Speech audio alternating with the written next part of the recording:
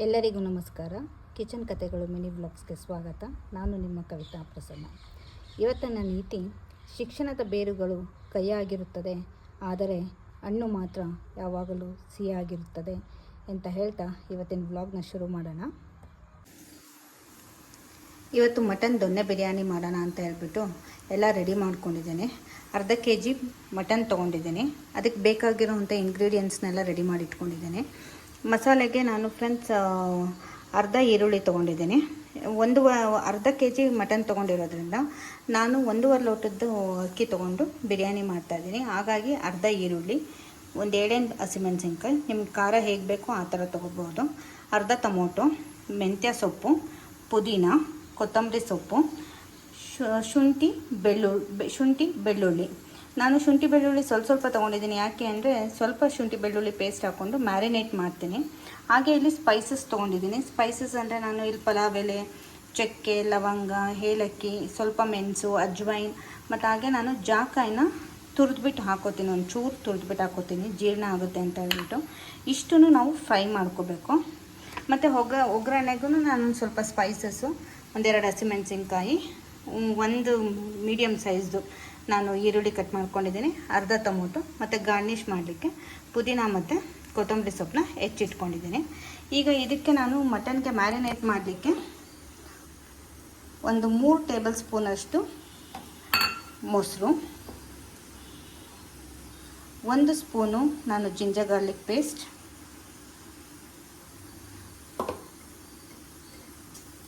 ಉಪ್ಪು ಫ್ರೆಂಡ್ಸ್, ರುಚಿಗೆ ನಿಮ್ಗೆ ಎಷ್ಟು ಬೇಕೋ ಅಷ್ಟು ಉಪ್ಪು,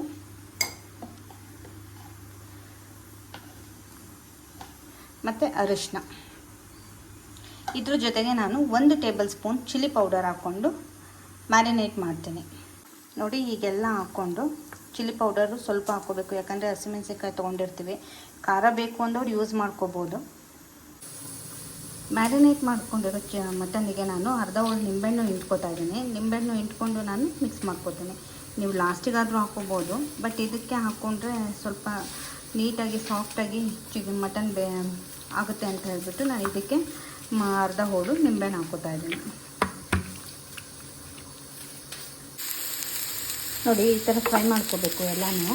ನಾನು ನೋಡಿ ಜಾಯ್ಕಾಯಿನ ತುರಿದ್ಬಿಟ್ಟು ಹಾಕ್ಕೊಂಡಿದ್ದೀನಿ. ಚೆನ್ನಾಗಿ ಫ್ರೈ ಆದಮೇಲೆ ಆರಿಸ್ಕೊಂಡಿದ್ದೀನಿ, ಗ್ರೈಂಡ್ ಮಾಡಿಟ್ಕೊಳ್ಳೋಣ ಫ್ರೆಂಡ್ಸ್.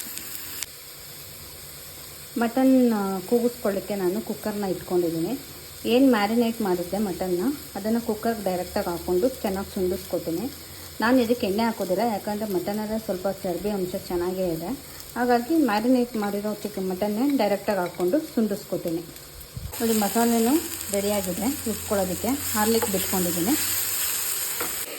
ಮಟನ್ ಚೆನ್ನಾಗಿ ಸುಂಡ್ಕೊಂಡ್ಮೇಲೆ ನಾನು ಫ್ರೈ ಮಾಡ್ಕೊಂಡಂಥ ಮಸಾಲೆನ ಗ್ರೈಂಡ್ ಮಾಡ್ಕೊಂಡು ಹಾಕ್ಕೊಂಡು ಫ್ರೈ ಮಾಡ್ಕೊತೀನಿ. ಇದಕ್ಕೆ ನಾನು 1 ಲೋಟ ನೀರು ಹಾಕ್ಬಿಟ್ಟು 1 ವಿಷಲ್ ಹಾಕಿಸ್ಕೊತೀನಿ. ನೋಡಿ, ನಾನು ಮಟನ್ ಬಿರಿಯಾನಿ ಮಾಡಲಿಕ್ಕೆ ಒಂದು ಪಾತ್ರೆಯಲ್ಲಿ ಎಣ್ಣೆ ಹಾಕ್ಕೊಂಡು ತೊಗೊಂಡಿದ್ದಂಥ ಸ್ಪೈಸಸ್ ಮತ್ತು ಹಸಿಮೆಣಸಿನ್ಕಾಯಿ, ಈರುಳ್ಳಿ ಹಾಕ್ಬಿಟ್ಟು ಫ್ರೈ ಮಾಡ್ಕೊತಾ ಇದ್ದೀನಿ.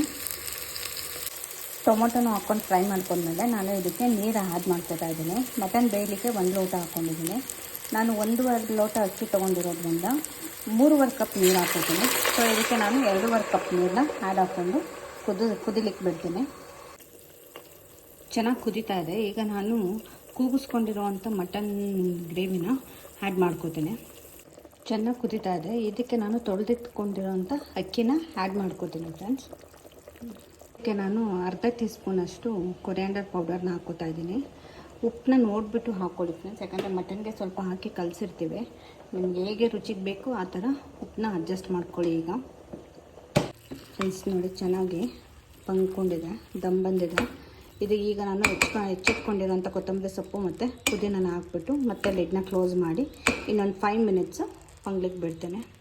ಬಿರಿಯಾನಿ ರೆಡಿಯಾಗಿದೆ. ತುಂಬ ಚೆನ್ನಾಗಾಗಿದೆ ಫ್ರೆಂಡ್ಸ್.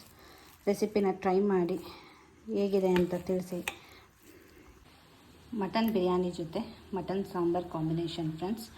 ರೆಸಿಪಿನ ಟ್ರೈ ಮಾಡಿ ಹೇಗಿದೆ ಅಂತ ತಿಳಿಸಿ. ಲೈಕ್ ಮಾಡಿ, ಶೇರ್ ಮಾಡಿ, ಫಾಲೋ ಮಾಡಿ. Thank you.